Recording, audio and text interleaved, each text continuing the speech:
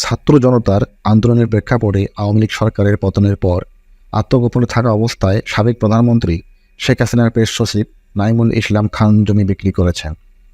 ইতোমধ্যে তার বিরুদ্ধে ঢাকা, বগুড়া ও রংপুরে হত্যা মামলা দায়ের করা হয়েছে। কেন্দ্রীয় ব্যাংকের আর্থিক গোয়েন্দা বিভাগ, Bangladesh financial intelligence unit Naimul Islam Khan এবং তার স্ত্রী সন্তানদের ব্যাংক হিসাব স্থগিত করেছে।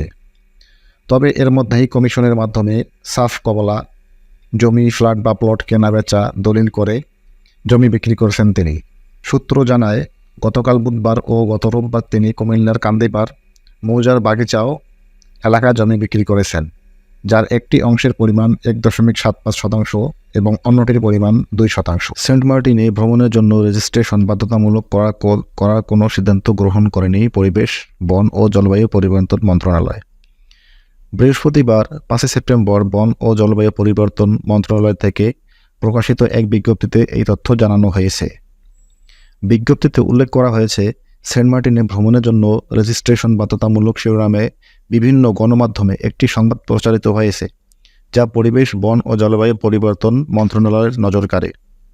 বাস্তবে সেন্ট মার্টিনে ভ্রমণের জন্য রেজিস্ট্রেশন বাধ্যতামূলক করার কোনো সিদ্ধান্ত পরিবেশ, বন ও জলবায়ু পরিবর্তন মন্ত্রণালয় বা পরিবেশ অধিদপ্তর গ্রহণ করেনি। বিজ্ঞপ্তিতে আরও বলা হয়েছে, বৃহস্পতিবার কক্সবাজারের সেন্ট মার্টিন দ্বীপে একক ব্যবহারের প্লাস্টিক নিষিদ্ধ করার লক্ষ্যে একটি সেমিনার অনুষ্ঠিত হয়েছে।